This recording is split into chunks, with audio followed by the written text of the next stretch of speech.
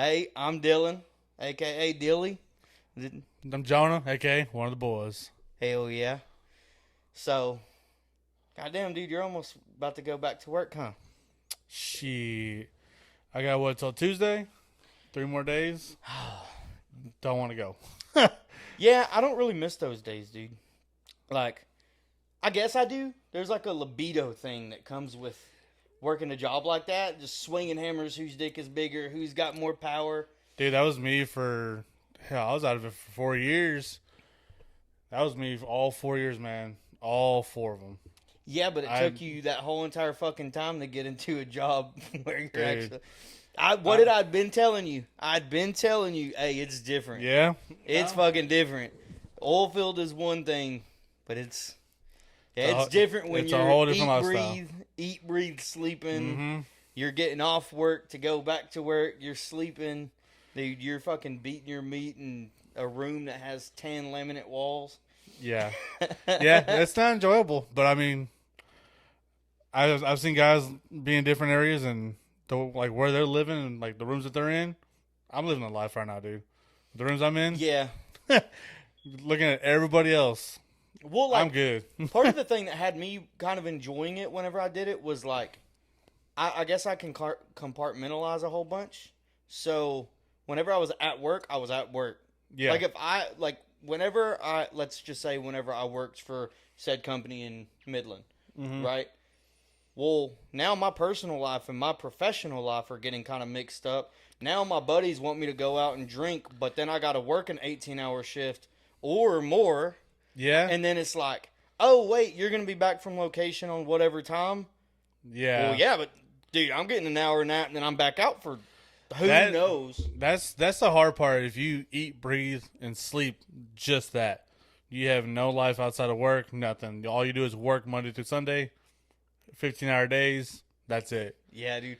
I don't miss those days. For me, I'm good with, working 2 weeks straight, coming out for a week, having that time to decompress, see people, live my life for that 1 week, and finally go back to work, and then I'm back to work straight. Well, you know what I think is kind of nice, though, is like you're away for 2 weeks, so when you come home, dude, Yeah. it almost makes you miss. So, like, I know, for example, like when I left, just those of y'all who don't know, we're located in San Antonio, Texas. Mm-hmm.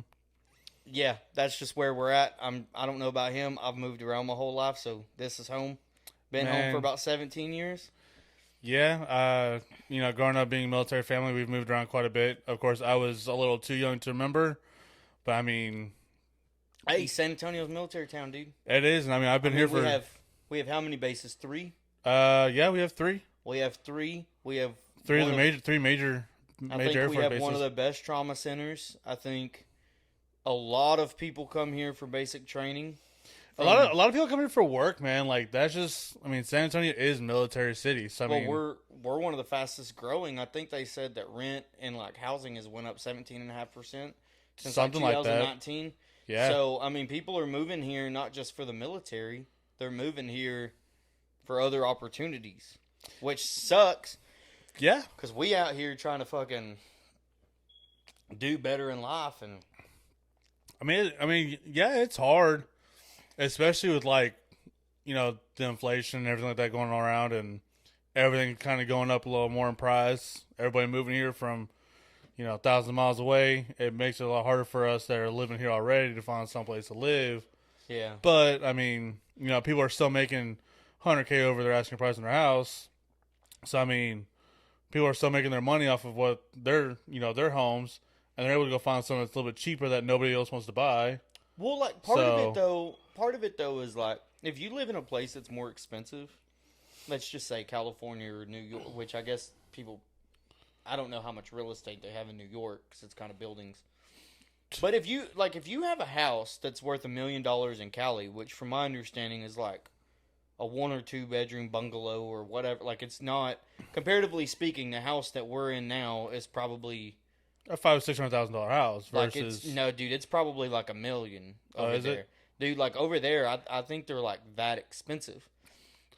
And so like when you're talking about that kind of inflation, like, dude, you're talking about people who can move, like sell their house that they bought for $1 million, yeah, and come over here and buy a $500,000 house cash if they have that equity in that old house. Yeah. So then, like, well, what do you think is going to happen? Like, they're going to come in and buy all of this stuff up, sight unseen, or they're going to have a flight out here.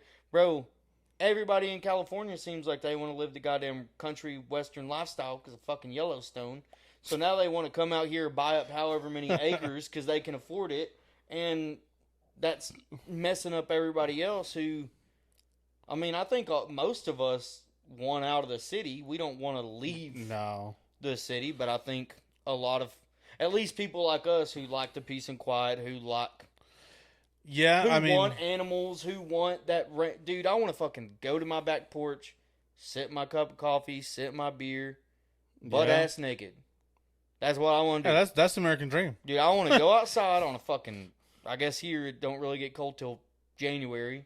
Yeah. Even then it might be 100 degrees. I want to go out on a brisk morning with my dick out and just wiggle that fucking thing. You know what I'm saying? Like, not worried about my neighbors, not worried about anybody seeing me, not worried about a single thing because I'm so far away from all of the extra shit. Yeah. I can't do that here because we got neighbors in a 2-story house and we got other... Like, if I go outside and whip my dick out right now, dude, I might catch a case. Oh, yeah, easily. Don't get me wrong. Depending on the situation. Just kidding. Whoever's outside. It ain't worth it. Somebody might be taking pictures of me. Look at this fucking... Look at this chode. Look at this asshole. But yeah, like... But it makes sense, though. It makes sense. If you could make however much... If you bought $1 million home in Cali... And you said, okay, well, we've been paying on it for 10 years. Mm-hmm. We have $300,000-$400,000 in equity. We could sell this house now because, let's be honest, if they're doing that, they probably have made however much money off of it because they bought the house when it was marginally less. Right. And, you know, they're probably coming over here with $200,000-$400,000 to either put down or buy outright. And see, that's what a lot of them are doing is that when they sell their house in California, wherever they're from, and they want to move here, they just buy that house outright because that's what a lot of people are wanting nowadays. And everybody wants to have their houses paid in full in cash, just get what they can out of it, leave, and then I mean, nobody's going to finance a house when they're coming down here with $200,000 to $400,000. You know. Well, but part of me's jealous because it's like, well, shit. Dude, we're blue collar guys, right? We've worked hard. Yeah. Granted, we're still relatively young in the grand scheme of things. Yeah, of course. Dude, I'm about to be fucking 30. So, like... I got 4 years left.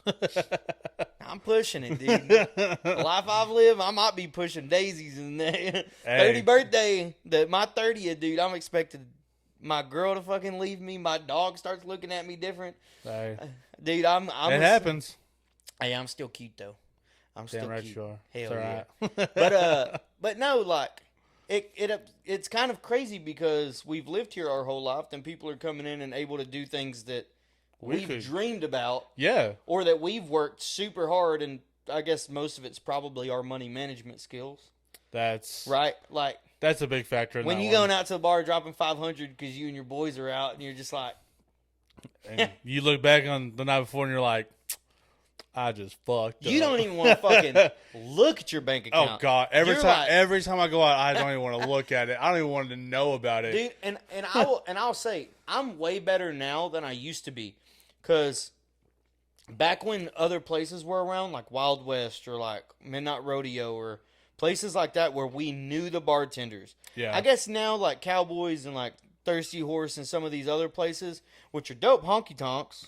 Oh, yeah. But... there's only so many people, like, you kind of have to have your own bartender, but then there's so much oversight that, like, it's kind of hard to get away with the stuff like you used to. Like, bro, dude, I used to pay $3 to get a pitcher of almost nothing but fucking Jack and Coke, and it was see-through. Like, it was super. I mean, that's why I go to my one bartender at every bar. Like, of course, Cowboys, I have my one bartender. Thursdays, I have two bartenders. And, I mean... hell, I go in there. They already have a beer ready for me, and I don't get charged for all of it. I literally get charged for like half of what I drink, And then, next thing I know, I think I have a $200 bar tab and it's $60. I used to be like that. Like, I used to have people that I could go to and it was, good. Like, they would hook me up. Free beers, free whatever. And then somewhere, I guess maybe I just stopped going out. Maybe I stopped talking to certain people. Like, whatever it was, I had noticed, like, I just stopped getting that type of love. Yeah. And you know what? Like, I also realized, like, once I got into a relationship, people started viewing me different. Right? It happens all the time. So, like, before, like, where I would flirt with the bartenders or where I'd flirt with, like, whoever. Well, now, because I'm not doing that no more because I'm in a relationship, now it's like, oh, you're not fun or funny or you're not flirty. It's on to say you're not giving me the attention that I want for me to be able to, give you what you need. Well, goddamn. And that's all it is. Is all they want is the attention. Like, especially when they get enough. It doesn't matter. But when you have your regulars that come in and they give you that same attention every night that you're there, and you start acting a little different, of course, get into a relationship or something like that, and you start acting different, and they're like, oh, well, now I see what's going on. Now I see why you're acting different. Now I'm going to fuck you up. But bro, they get enough attention. No, and I get that. Like, 100%. Here's an example. Look at Cowboys. Yeah. Almost every single one of them, I guarantee the fucking middle of their whatever they're wearing is doo-doo brown. Because that shit is so... Dude, you could probably sniff their fucking soul off the crotch of them fucking shorts. Oh, yeah. Like, but like I said, though, yeah. They ain't doing that because they want to pour me a nice drink. No, but at the same time, yeah, they get all this attention from all these guys that are there. But again, it's when it comes down to your regulars that you've dealt with for so long, and they're like, well, now you're not giving me the attention, so I'm going to fuck you up versus, now I'm going to start, I'm going to keep hooking up on deals. The same shit happened to me. Well, see, same shit happened to me when I lived in Midland. Yeah. One of my bartenders, when I got into a relationship and I showed up with that girl, they started charging me for every little detail, no matter what it was. It could have been a napkin. They'll charge me 50 cents for it. What the fuck? That's what I'm telling you, dude. Like, it's the attention that they're not receiving from that person. But Midland's a weird town. Dude, like, Midland's completely turned around. Midland's a fucking weird town. It's completely turned around. Dude, I legit think back on my time, like, living over there, working out there. Seems like a whole different life. Like, it legitimately seems like some fairy tale, weird, like a movie I watched, and somehow... You got sucked into it. It just was like a part of my life. Yeah, that's exactly how Midland is. It's going to suck you in, you're like, oh, well, now it's the lifestyle. The shit that I have experienced in that place. Like, dude, it's crazy. Like, you can make a movie about the shit that goes... So, like, part of it... Okay, so let's dial it back. This is what I think. And I've already said how I feel about females in Midland. Because everybody's got money. True. Everybody's got money. And everybody's got money that's on a low scale. Right? Everybody makes damn near $100K. Except for... Bro, I think even the grocery store workers and the concession people are making $20 an hour. Right? Dude, come on. Hold on. Taco Bell was making like $18 an hour. And that was like 2 years ago. They're still making $18 an hour. That's for fucking Taco Bell?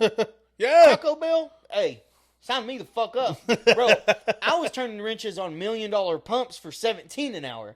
Yeah. You need me to fucking fill a dirty ass taco with some fucking gonna make you shit meat? You know what I'm saying? $18 an hour? 18 fucking bucks an hour. And to give somebody fucking attitude for coming here that's keeping me employed. Like, what kind of fucking sauce you want? And then it's like, I want mild. I'm gonna throw some fucking fire in that bitch just to piss them off. But anyways, like, everybody's got money there. And then we know the kind of people that live out there, right? They're strung out on drugs for the most part. They're alcoholics. They all go out to... So what do you think that these people are doing with these bartenders? Well, everybody fucks everybody in Midland. 100%. Everybody fucks everybody in Midland. There's no doubt about that. So... They probably think we live in goddamn Midland. No, not anymore. But not no, anymore. Like, everybody fucks everybody in Midland. So you're talking about bartenders. Well, these bartenders in Midland if you ain't tipping them 20, 30, 40 bucks at minimum, they probably don't even fucking see you. Raise that number. But that's what I'm saying. At minimum, you could go No, minimum's like $100.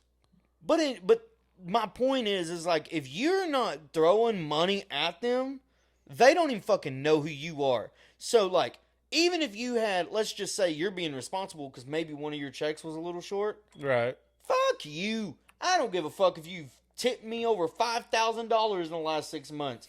Fuck you. You ain't shit to me. Yeah. Well, it's like...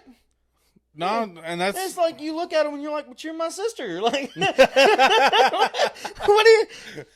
Mom's gonna be mad at you, bitch. But, like, it's sounds like a personal problem to me. But it's a weird place.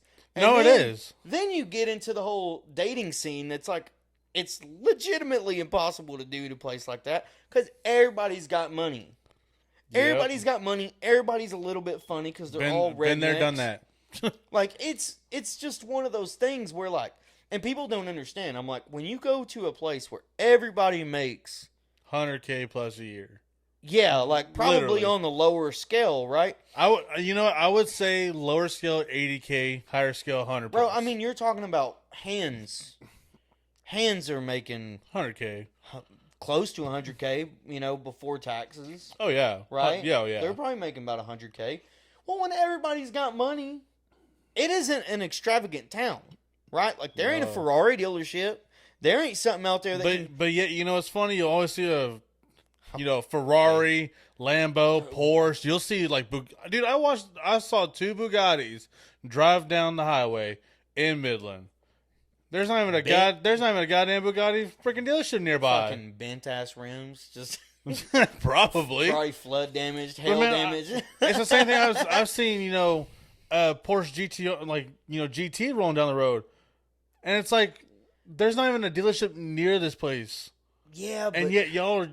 But bro, when you got money like that, you got money to blow. Like I remember Jason sent me a picture one time, and this right after I moved away, and he's like, "Bro, you'll never guess what I just seen."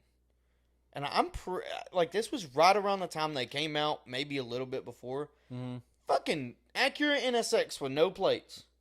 Oh, I don't doubt it. Brand new one. I don't doubt it. Brand new one, and this was like I said, this was either right when they were coming out or right before it. Had no plates. Jeez. And literally just said Acura on it. What the hell? And he's like, bro, look at this shit. And he sent me a picture of it. And I'm like, what the? Yeah. Like, dude, anybody who doesn't know where Midland is needs to open up Google Maps. Because you are in middle of fucking nowhere. And it's like, you got to drive 2-3 hours to be in another town. Yeah. No, you're looking at... How far is Lubbock from there? It's like 3 hours? About 2.5, 3 hours. Abilene's about 4 hours. San Angelo's about 2-3 hours, right? Yeah, I think so. San Angelo's about 3 hours. Abilene, you're looking at 4 hours. Just to go to the nearest town, you're looking at about 45 to an hour, depending on how things are. That's the closest town that you're going to find. Yeah, but it's like how? But then though it's like, well, they're rich. Like they're rich. Yeah, and like, they're old. If you look at it too, you got Dallas 4 hours away. You got San Antonio, which is 4.5, 5 hours, depending on which way you're taking.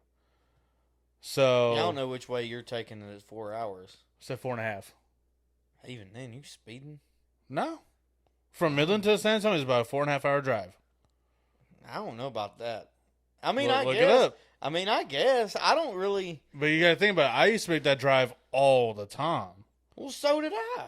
So, I mean, just from where I'm working now, it's at least a good solid 5 hours, 20 minutes. Because remember, when I was working for my old frat company, I was up there I forgot what rotation I was on. It wasn't a 2 weeks on, 1 week off. It was...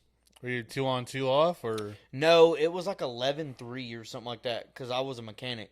Oh, yeah. I always forget the mechanics are on a whole different schedule. So, I was doing that, so I was back and forth way more than everybody else.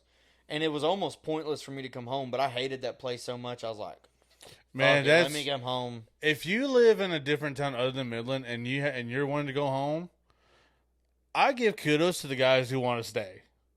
Because by the time my days off come up, I am hauling ass out that place. I was enamored with it at first. Like, I was enamored with it. Like, when we were going out and we're eating at Bubba's and we're going to the bar and we're on the company card and we're doing all of this stuff at first. But once you get over that part where you're just working a lot, partying, I mean, it's literally only things you can do is work, sleep, drink, and I guess eat. That's all you do. But usually, versus eating, you'd rather just drink because beer's cheap there. Yeah. Beer's cheap and cold. So, yeah, like, that place is kind of just it's just a weird place. But once you get over that part, you're kind of just, well, fuck, let me get on out of here because... Like I said, man, I give all the props to the guys who decide they want to stay, who decide they're going to say, hey, I'm going to work another, 2-3 weeks. Man, I'm out that bitch after 2 weeks. I used to be. I'm telling you, I cannot. After living there for about 3 years, I never, ever want to live back there again in my life. I used to be that guy. Like, for a long time, I was like, so the drilling company that I worked with, they would pay you time and a half from 0 hours. So, like, if you came, and that was 2 weeks on, 2 weeks off. So, if you came in and you worked on any of your days off, bro, you're making $35 an hour from zero. So you come in and, I mean, you're working 120 hours a week. Yeah. Bro, you're making, that's when Uncle Sam gets his little fingers in your pot, starts playing with your booty hole, starts turn it into a whistle. Yep. You know, like they get their own little piece of it.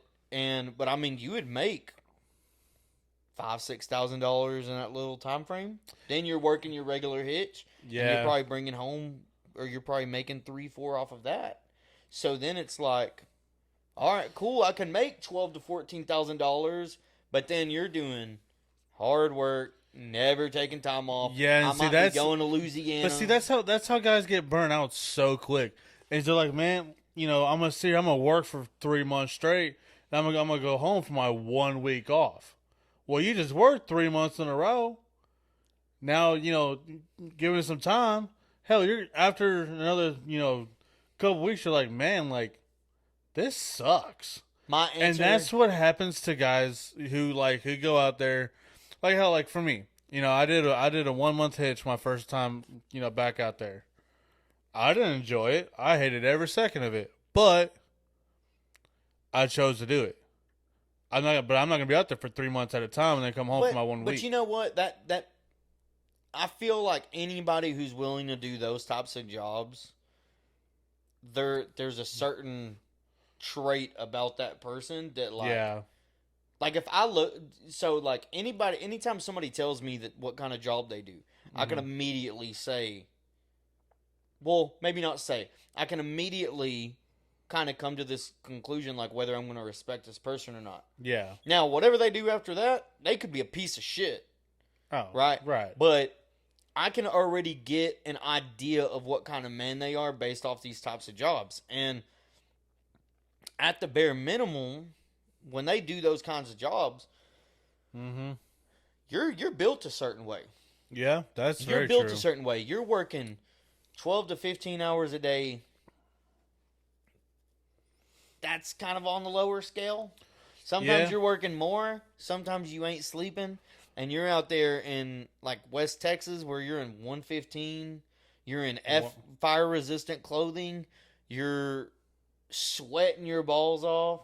You got swamp ass. You got to throw some baby powder between your fucking legs. But every other hour. You know what I mean? So, monkey butt. You gotta deal with all of that and then, come home, then go back and repeat all of it. You get to come home, see your kids if you got kids, fuck your chick, wife or girlfriend, or dude. Or dude. Hey, it's 2022. Or whatever they are. You know what I mean? Yeah. Whatever they decide that they want to be, cool. Then you got to go and repeat the whole entire thing. So you got to be PC now. Aha. Yeah. Logic. but man, that's not the hard part about this job is that you come home, you come for a week. You're single. Well, no, but what I'm saying is if being in a relationship, you come home for that 1 week or 2 weeks that you have off, and then then you're right back on the road, and now you're leaving everything else behind. Even being single, I mean, you don't gotta come home to a woman or anything like that. But I mean, you come home to family, friends, everything, you loved about being back home, and then now you gotta leave again, and now you're leaving all that shit behind. It sucks, man. Like, honestly, I'll tell you not, every day that I have to go back after my 1 week off, I hate it. But at the same time, I chose to do this job. I'm gonna say, hey, I'm gonna go back to the oil field. This is what I'm gonna do for a while. I'm gonna go do it.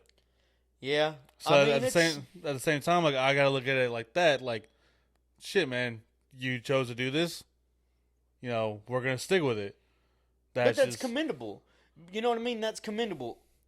Now, I think it takes some kind of psychotic person to do said job. Yes. Because you know what I mean? Like, you have to put all of your emotions away. Yeah. And dude, you're missing. And there's a lot of my friends and stuff like that never really understood. But, like, even relationships, I would be like, I'm going to miss birthdays. I'm going to miss anniversaries. I'm going to miss deaths. Like, I'm going to miss very important times. Going back to kind of missing on things. But it's like, you're going to miss very important things. And I always told them, I'll make it up when I'm home. Yeah. But if I got to be out there, I got to be out there. And that's just something mentally. That's the tough part about it, too. You have to be ready. Yeah, that's the tough part. Because, like, when it's time to go, you got to go. I mean, there's no ifs, ands, or buts about it. There's no exceptions. There's no, hey, thank you. There's no, like, calling your boss and saying, hey, like, I think I'm going to take a couple days off. No, like, there's no time for that. I don't feel like what I just dealt with. Hey, I don't feel good. You ain't got no time for that at all. So, and going back to, missing stuff like that, I've already, so far, in the last 2 weeks that I was out, I have missed my nephew's birthday, my niece's birthday, and I came back on my other niece's birthday. Yeah. And we haven't seen her in about 10 months. So I'm still missing on her birthday. So, missing all these events, when I come home, I get to see them, I, do stuff with them, whatnot. But I'm out for that specific day that I would love to be home to see them, to be at their birthday parties and whatnot and everything like that. And it's the same thing with holidays. You want to come home for the holidays and you want to see your family and friends and, do that. Yeah. But, hell, when when you got to go back to work, you got to go, man. Well, that is the shittiest part about that whole situation. Yeah. Oil don't give a fuck about holidays. No, they don't. They don't give a fuck about Thanksgiving. They don't give a fuck about Christmas. They don't care what about your birthday. Yeah, they don't care what you have come up in your life. When it's time to go back to work, you are back at work. Well, because this is what a lot of people don't. Ooh, bless me. Bless you. Goddamn beer. That's what a lot of people don't really understand about jobs like that, though, is you're a person that fills a job. Mm-hmm. You don't hire in excess out there. You hire for how many people you need on a crew. Yes. You fill that spot. Yep. If you're out, you're a man down. So you just can't do it. Like, and I always tell people, like, not saying we go to war. Yeah. I mean, people die in the oil field. There's definitely some gruesome fucking stories in the oil field about people getting hurt, people getting ripped up, people getting just whatever from negligence or like them not paying attention.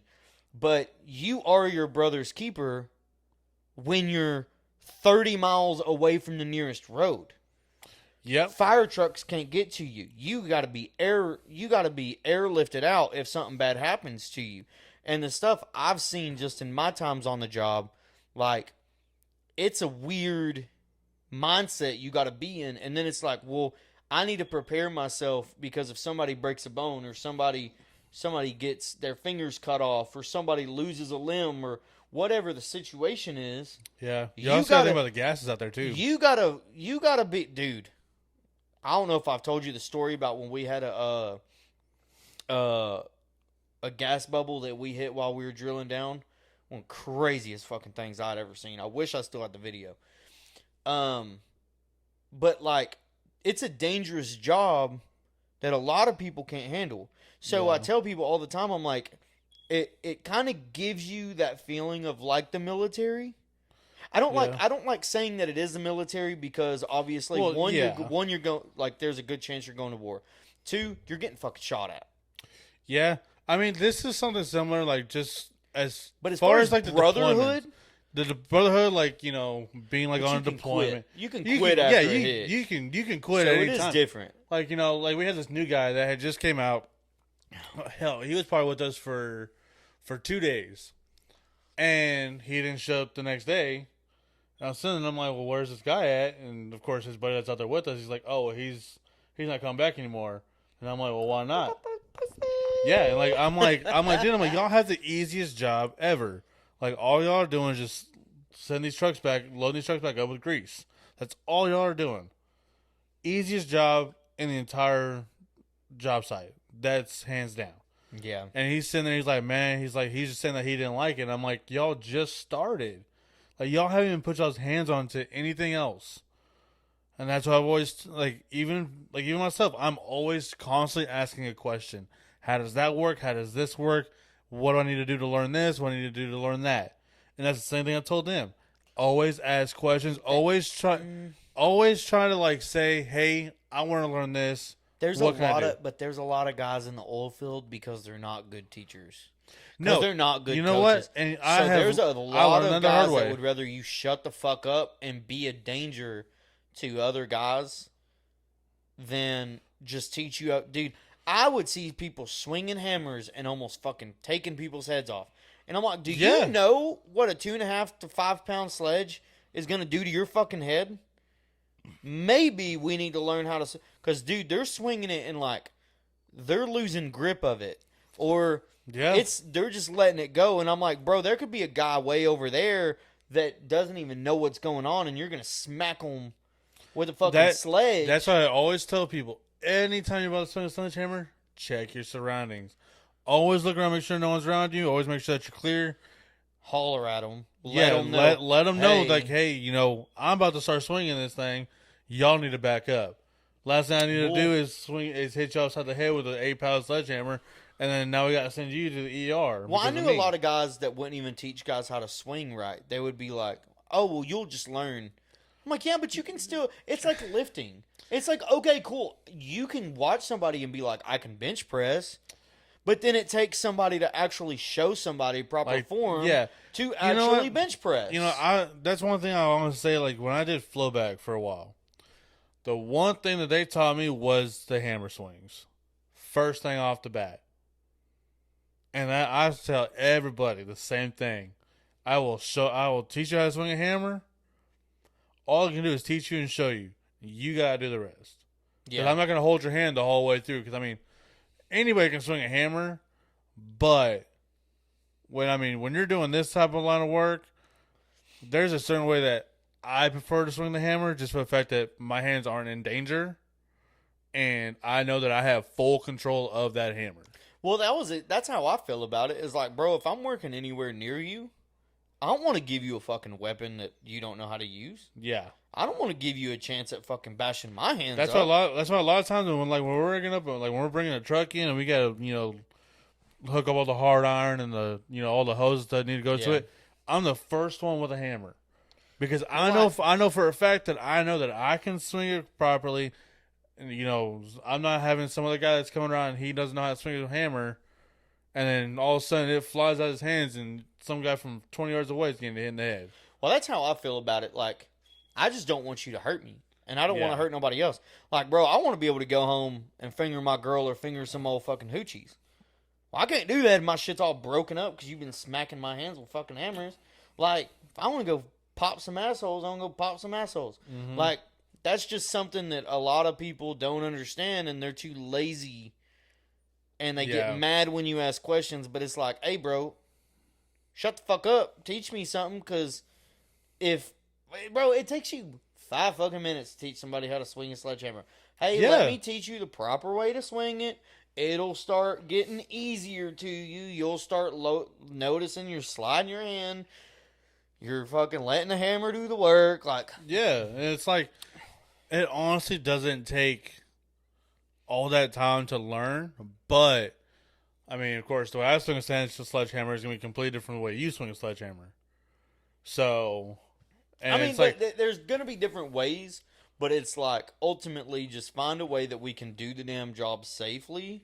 And go home in one piece. Because how I feel about it is, one, how we complete our job is completely up to us. Yeah. And two, if my job as a supervisor or a leader or whoever it is on that team, that is my job to make you efficient.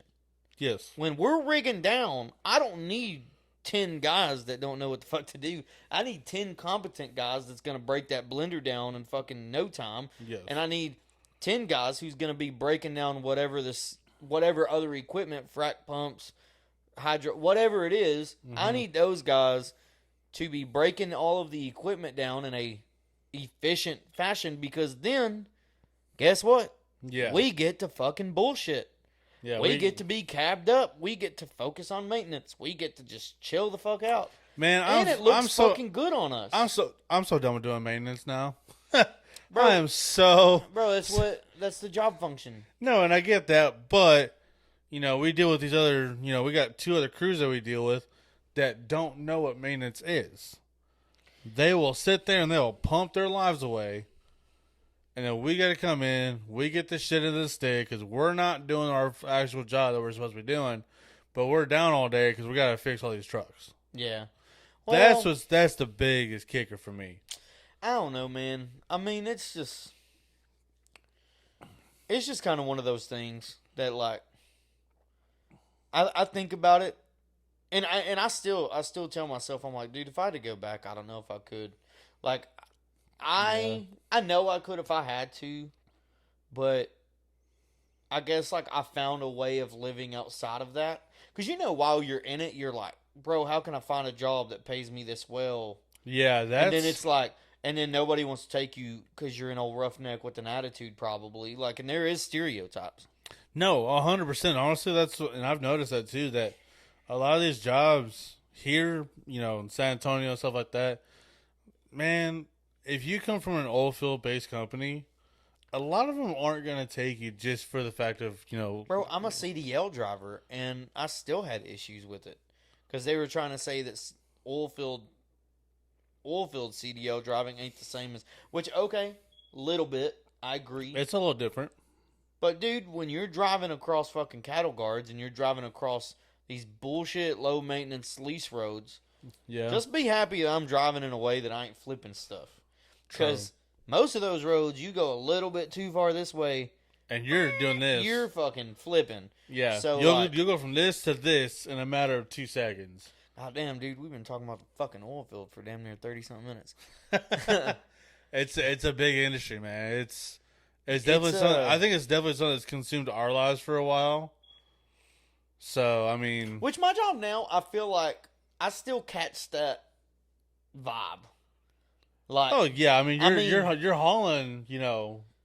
I'm hauling the shit. Yeah. So like, yeah. So I'm a fuel hauler. Like I haul fuel from refineries, racks that have pipelines directly to them, and I haul them to other racks, other facilities. It could be pure ethanol, biodiesels, jet fuel, gasoline, diesel, so on and so forth. We deliver to stores. So, I mean, it is a little bit, like, pulling into a refinery kind of gives you, I ain't out there beating down unions or nothing, but, you know what I mean? I pull in, and I still, there's like this feeling you can kind of get, because it's like, all right, cool, I'm doing this dope job that yeah, I'm getting to catch a feeling from. And not a lot of jobs are like that, man. But then it's kind of scary because it's like, well, I don't just want to chase a job because of adrenaline. No, and I mean, that's scary to don't me. get me wrong. Like, I have my days where I go to work and, man, throughout the entire day, I'm terrified. Oh, yeah. Anything could go wrong in such a fast time frame. you ain't got time You gotta to get even. the fuck over that though. Yeah, no, I'm telling you, it's tough, man. bro. But So sorry to cut you off, but so the truck that is assigned to me is the same truck that almost took me off of a 4-layer bridge. okay, That is, I don't know. Did I ever show you that video? yeah, I In believe Austin? so. Yeah, Yeah, dude. So that truck that had the blowout that almost took me off the fucking side of that bridge, dude. That is the same one they assigned to me. Oh, and I'm hell like, no. you sons of bitches. I would have said I need a different truck right now. I'm like, bro, what are y'all? And I was like, you know what? It's in hindsight. Like, I'm not one of those that dwells on stuff like that. I guess at the Right. moment, it kind of like bothered me a little bit. Because I almost fucking, dude, I'm telling you, at that moment, I was like, I'm going off the side or I'm blowing up. Yeah. And that was a weird, I mean, but that was a weird moment for me. I mean, there's hell, man. You know, I could be sitting there one time, and next thing I know, there's gonna be a line's gonna pop, and now I got shrapnel coming at me. You know, I think about stuff like that because we got 9,000 pounds of pressure going through these hard lines and all these hoses. yeah, So, and all it takes is out of date iron. yeah, So, I mean, if somebody didn't do that's my biggest kicker too. Is I always check those dates. which I you're always supposed to. I don't know how they do it I don't know how they're doing it in Midland, but we used to have like these metal bands that they were color coded. Yeah, They do it the same way. Yeah, they do the same exact way. They're not going to change it. That's good. That's good. It made it easy. And like I was one of the few people who like paid attention to it, but it really was one of those things that you did. I mean, that's a huge part of it, man. You need to be safe. Like you need to be safe. You need to handle the same. Like you need to handle that job responsibly. Because if you do get lazy, the old lady universe gonna pop off, and then you gonna have a weird little situation that you just, how do you fix it? It's more usually when shit goes wrong in the oil field, it's run away. Yeah, Run away, and we'll fix it when it's done. Mm-hmm. Usually, there ain't nothing you can do. Like there's been numerous stories that I've heard of just people getting hurt from just the most basic, avoidable of things. Where it's like, bro, you gotta. It's just a lack of be patient. It's people don't notice things anymore. Like they'll look at something and say, "Oh, it's fine." They'll walk right past it. Well, next thing you know, the thing you just said was fine. Another guy's walking past it, and boom, he's on the ground. Or they walk across the live iron, and I'm like, do you know what that thing would turn you into dust? It's just people. We wouldn't even be able to send your family back anything because you're gonna be in millions of pieces. You ain't gonna fucking. It's just people getting complacent, man. It's all it is people getting complacent, and nobody wants to. Everybody's starting to get lazy. And nobody wants to do what their actual job description is. And that's what's tough about me right now dealing with the other crews that I have. Lazy? I know I'm not the one getting lazy. Hold on, we're gonna fix this right now. The other two crews that I deal with, they don't want to do anything. We'll go in, something's leaking, something's popping off. We gotta shut down all day long just to make sure everything's working fine. Hey man, it is what it is. That's the name of the game. And unfortunately, called job security. Yeah, and unfortunately, that's how it is for us. Well, I mean, yeah, but I feel like it's not just the oil field. I mean, I feel like everywhere. Every industry. I mean, it's everywhere. You have people that struggle doing the most basic of jobs, and they act like, you know, like I think about it all the time because I'm like, damn, back when I was working 40 hours a week. I remember I used to just act so exhausted. Mm-hmm. And I was like, oh my God, I worked 40 hours this week. Or like if I work like 45, I'm like, oh my God, 5 hours overtime. That's so crazy. Man, that was me, my job before this one. I would go in, I'd work my 40-hour, 50-hour work, and I go home and I'm like, dude, I'm tired. But you know what I think it is? I think it's like, do you enjoy... Do you get something back from your job? Like, because you got to think, if you're working in a cubicle or you're working in a job that is straightforward, the same thing every single day, You're going in. You're sitting in a cubicle, typing up stuff, looking at reports, doing whatever it is that office people do. Because I don't fucking know. I've never done it. I can't do it. I can't do it. No, neither can I. You know what? No, hold on. I commend anybody who does that job just for the fact that I am surprised you stay awake. I don't, because I think most of them probably need help. Like, I bet you a lot of them. Now, there's probably a small percentage of them that don't, because they're perfectly fine with it. But I bet you that a lot of them probably need some form of help because they're at a job that they don't fucking want to be in. They're at a job they don't want to do, but the only reason why they're doing it is because their degree said so, their parents told them so, they fell into a position.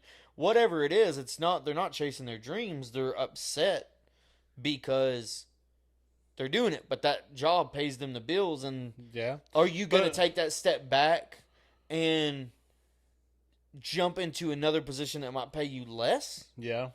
Or are you going to stay at the job that's paying your bills, doing everything you need it to do at the moment, and you just say, fuck it, we're going to suck it up a little bit?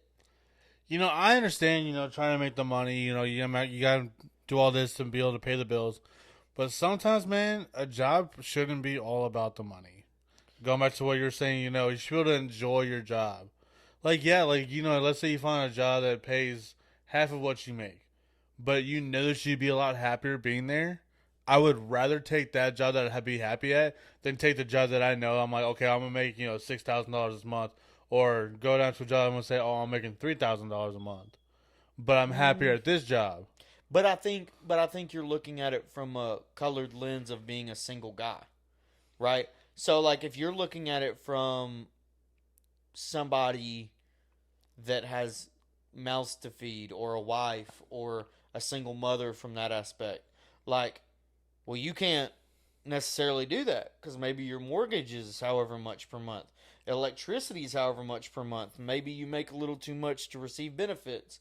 Maybe you have to pay for however much in groceries every month. Maybe you simply just can't take that half. Maybe you want to be a video editor or a broadcaster. Maybe you want to go back to school to be a nurse. Right. But you got to pay $1,200 a month or $1,300, $1,400 a month. And even then, you're still in a one-bedroom apartment or two-bedroom apartment. Yeah. And you're barely making ends meet. Well, you can't afford to do it. I mean, don't get me wrong. Where there's a will, there's a way. There's a lot of people who've shown that. Yeah. But I do think that people put themselves in the positions that it honestly kind of makes it hard to say, hey, I'll take that other job because I would enjoy that. Yeah. Then on the flip side, how many of us actually know that what the fuck we're doing is what we want to do? Like, dude, for a long time, I told myself, I want to do something involving cars. Well, how the fuck do you monetize cars? Yeah. Are you going to own a dealership? Well, you got to have Skrilla for that. You got to have a bunch of money for that. Or you got to have good credit. You got to already have a background. Yeah. Or, okay, well, am I going to own cars? Well, once again, you got to have money for that. That don't just happen out of nowhere. You're right. The cars that I'm wanting, $100,000 plus, probably. I would say about get 80 to 100, yeah. You know what I mean? So it's just kind of one of those weird situations where you half the time you don't even know what you really want to do. I don't honestly like what your passion is. Honestly, I kind of look at it like I think everybody, no matter what you're doing, you can have the greatest job in the world that it's not what you want to do, that you want to do something completely like off the books. And I've actually seen that with a lot of people. And a lot of people are happy with what they do. They're happy with their job. But at the same time, I've seen people sit there and be happy with the job and still be like, this isn't what I want to do. This isn't what I wanted to do. But yet, they've gone so deep into it, they don't know what else to do. And, they're still happy with that job, but they still have something in the back of their mind that it's like, this is what I truly want to do, but I won't. I think one of the major issues is I think a lot of people who take that office job say, well, okay, so I'm only going to work 40 hours a week, and in my spare time, I'm going to do my hobbies, right? Yeah. We're going to exercise. We're going to paint. We're going to make music. We're going to podcast. We're going to do whatever it is that they wanted to do. But what a lot of people don't understand is 40-hour week when you're depressed and anxious and all of these other things and you're not fulfilled in what you're trying to do. Well, you're not coming home and feeling very productive. You're not coming home saying, let's get straight to work on my hobbies. Oh, hell no. You're coming home and you're wanting to fucking drink a bottle of wine, maybe pop a goddamn Xanax, and you're trying to fucking eat your problems away. Man, and then you're like, well, let's take a nap. Well, next thing you know, it's time to go to bed. So then it's like, okay, so I think most people get involved with this stuff because they have this idea. Okay, this thing will pay the bills. This other thing will be financed by this other thing, and we'll take care of this in our free time. Yeah. But I don't think that a lot of people get into it with the understanding of, I'm going to hate my situation so much that stuff that I'm saying that I'm going to do eventually is going to be put on the back burner because I'm never going to have the energy to do it. And see, I feel like that's a lot of people's problems, that they're like, well, yeah, I work 40 hours a week and, I don't have time to do this, I don't have time to do that. And that's where they're like, I can't do it. You know the one thing that the oil field taught me, though? Like, and I'm sure I'll get some, eye rolls on this, but it taught me time management, right? So, if I had a relationship or, I had stuff that I needed to accomplish, right? It taught me, if I can make that shit happen when I'm working 120 hours a week, yeah, fucking 40? You're telling me, dude, what could I accomplish in 40 hours? You're telling me 40 hours the rest of the week is my free time. Yeah. That is so much extra time for me to do whatever I want. But see, a lot of people have gotten to the point where they'll work the 8 hours a day or 10 hours a day, whatever they work, a day, and they'll come home and they're just like, I'm just tired. But, coming back to like what you said, we could work 100+ hours in a week and still have time for everything else that we want to do. But that's what I mean, time management. No, and I completely understand, because it's kind of teaching me a little bit of time management as myself, because I work over 100 hours a week. But but I think about this too, is don't you think when you do blue collar work that it feels more like chores versus a job? It can be. It feel definitely that can be all the time, where it's what is the difference between me being at work doing this job? Yeah. Than me cutting the grass or me working on my truck or me. Yeah, doing no. But if I was going into a retail shop and I had to work, it's not similar. Yeah. Right? So, I can't really put those two together. But whenever it's saying, I'm going to go out here and I'm going to do this job that's manual labor. Yeah. It's super easy for me to be like, all right, well, I just got this job to do. And then after that, cool, we're done. So, here's my thing when it comes down to, doing, retail and being, a blue-collar worker. Yeah, I get it. As a retailer, you're in AC all day. That's what you do. I mean, I did retail for, I want to say, just a little over 2 years. And I was the same way. I worked in the AC every day. I didn't want to do... I probably found a way to bitch, though. Oh, absolutely. 100%. There was not a day that I did not bitch and complain about my day. Fucking too. But, man... And, I would come home and I'm like, man, I don't want to do anything outside. I've been in the AC all day. I'm comfortable. It feels good. I don't want to do anything outdoors. And then same thing with blue collar. You're outside all day. You're like, man, I just dealt with 100+ degree weather. I don't want to do shit when I get home. Hell yeah. I just want to go in. I want to sit inside in the AC and do that for the rest of the day. You don't want to go home and go straight to doing yard work or doing some other kind of chore inside the house. You just want to go home, sit down, sit in the AC, turn on TV, whatever you're going to do. Bro, but the other thing too, though, is you've been on your feet staying stagnant all day. Yeah. And you haven't moved around. I guess you have a little bit, but you've stayed in this little box that's a store, and, you haven't. So when I worked retail, I'll be honest with you, I never stood still. I was always on the move because that's not my point. My point is, okay, so you're in, my point is when I say you're staying stagnant, you're not moving around a lot. Yeah, you are inside this box, But that's like telling me that a fucking rat that's in a maze is doing extreme cardio. Mm-hmm. Well, he's not, because he's only staying within the confinements of these walls. So, like, yeah, you're moving around, but ultimately, you're still within the walls of this business. So you're not really doing a lot, right? Like, and I used to trick myself into that, because I'd be like, oh, I'm walking 7,000 steps. I'm walking a mile or what, however much. Yeah. But then it's like, yeah, but what am I doing? But what am I doing? I'm not doing shit. Yeah, I'll be honest. In retail, I mean, yeah, you're moving around quite a bit, but you really honestly don't do a whole... You're not fucking doing anything. Yeah, you're not doing a whole lot of work. So, like, when I did retail... That's going to piss some people off, too. Like, well, I work retail, and I fucking and you work know what? hard. You know what? And just to kind of put this out there, I don't remember when it was proven. I don't remember what year it was. But someone had said that retail is one of the hardest jobs to do in the world. I think it's more psychological than anything else. And exactly, that's what I was going to get to, is that, you deal with customers all day. You're constantly doing customer service. I don't know. You're low-key a therapist in retail. Man. Bro, they be telling you the whole life story. You're like, bro, I'm just trying to sell you some fucking boots. You know what? Yeah. So when I used to sell boots, man, I had people come in, they're like, and they would just start going off about the life story, and I'm like, man, I'm just trying to sell you some shirts and some jeans and some boots.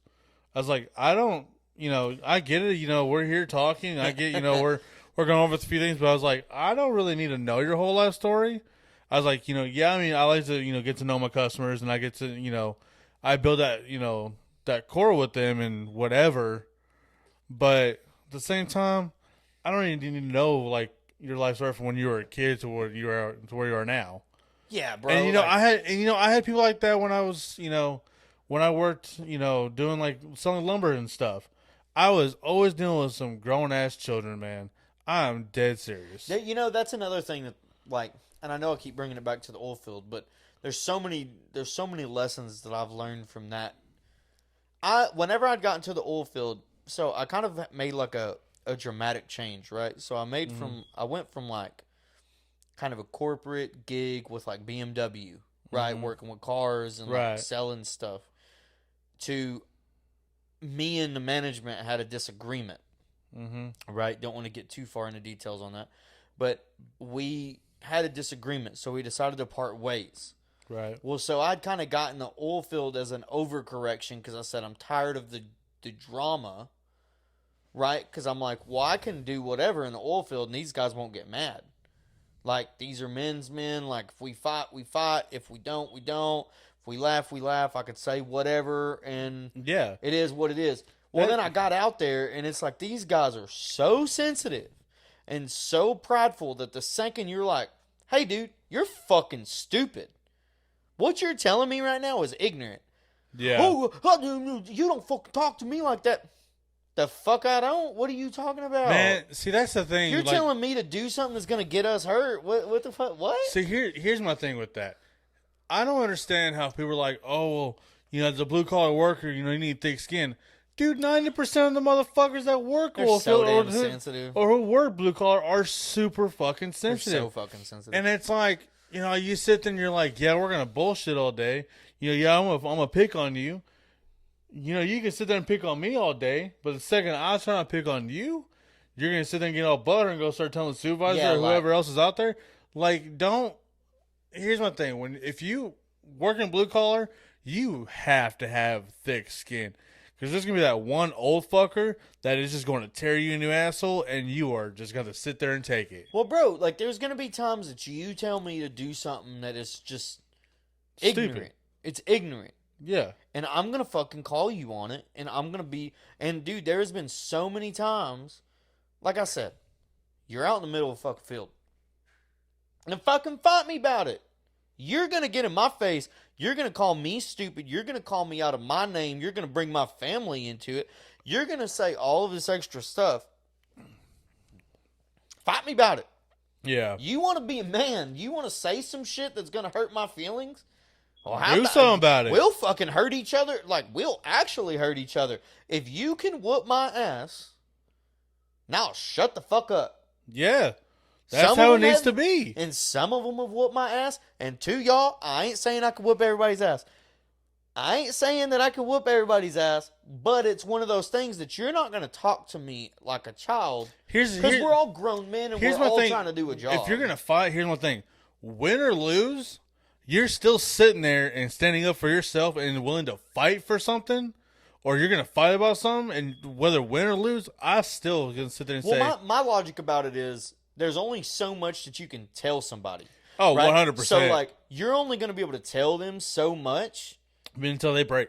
Until you're just like, well, I can't fucking talk to you. I can't talk to you. I can't reason with you. Well, so then, all right, dude.